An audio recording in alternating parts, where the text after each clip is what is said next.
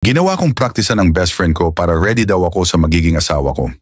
Isang masayang Enero sa iyo, Kuya Junjun, at sa mga taga-subaybay ng page nyo. Ako po si Sean, 28 taong gulang, na taga Zambales.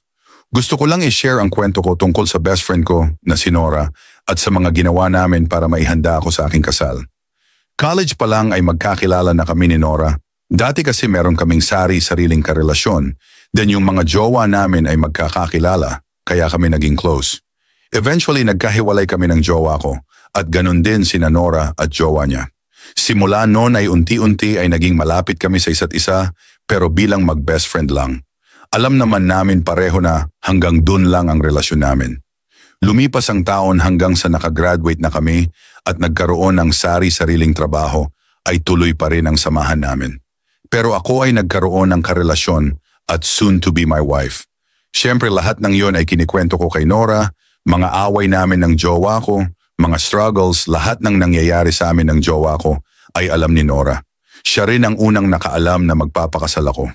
Dumating ang time na parang nagkakaroon ako ng doubt sa sarili ko na parang hindi ako ready ikasal, na parang baka hindi ako magaling sa kama, o kaya naman hindi good kisser ganon, at baka maging dahilan yon ng paghihiwalay namin ng jowa ko.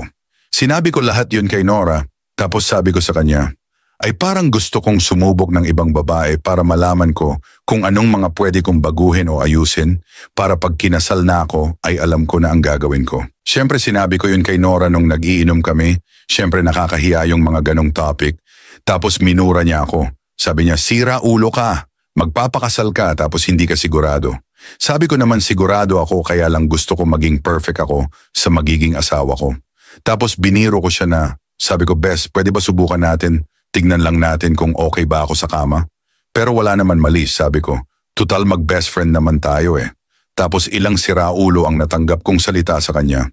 Pero pabiro naman yung mga salita niyang yon. Tapos pinipilit ko siya na pumayag na siya, pero nanahimik na siya at nagyaya ng umuwi. After ilang days ay hindi ako nagparamdam kay Nora kasi nahiya ako sa mga sinabi ko sa kanya. Tapos bigla siyang tumawag tapos sabi niya na akala niya ay nagtatampo ako. Kasi hindi niya ako pinagbigyan sa hiling ko, pero ang totoo ay nahihiya lang talaga ako. Tapos bigla siya bumanat na, o sige na, payag na ako, tutulungan kitang mag-practice. Hindi ko alam kung anong iisipin ko noon pero natuwa ako kasi pumayag siya. So simula noon ay napunta kami sa mga motel, tapos ayun ginagawa namin ang mga bagay na ginagawa ng magjowa. Tapos ginagawa ko sa kanya yung mga ginagawa ko sa jowa ko. At siya naman ay gumaganti rin para kaming nagpapagalingan sa performance.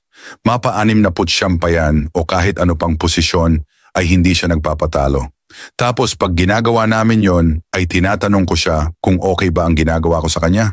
Pero sabi niya lang ay wag akong maingay at ituloy lang namin ang ginagawa namin.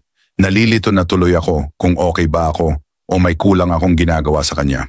Ilang buwan din namin ginagawa yon hanggang sa hinahanap-hanap ko na ang mga ginagawa namin. Pero mahal ko pa rin ang jowa ko. Eventually ay kinasal ako, pero hindi na nagpunta sa kasal ko ang best friend ko. Sabi niya lang, ay nasa malayong lugar siya. Hanggang ngayon iniisip ko kung bakit pumayag ang best friend ko na gawin namin yon.